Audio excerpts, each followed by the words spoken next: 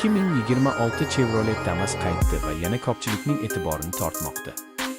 Bu mashina ko'pchiligimizga yaxshi tanish, chunki Damas ilk bor 1990 yillarda paydo bo'lgan va O'zbekistonda yillar davomida eng ko'p ishlatilgan avtomobillardan biri bo'lib kelgan.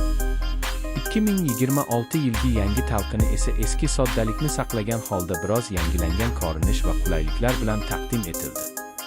Tashqi dizayni hanuz ixcham va amaliy, tor ko'chalarda bemalol harakatlanadi, yuklash-tushirish oson. Salon kengligi oz sinfi uchun yetarli, 7 kishigacha sigadi yoki yuk tashish uchun moslashtiriladi.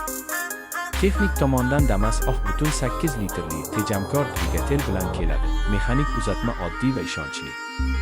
Tezlikdan ko'ra foyda va tejamkorlikka urg'u berilgan, shahar ichida ishlash uchun juda qulay.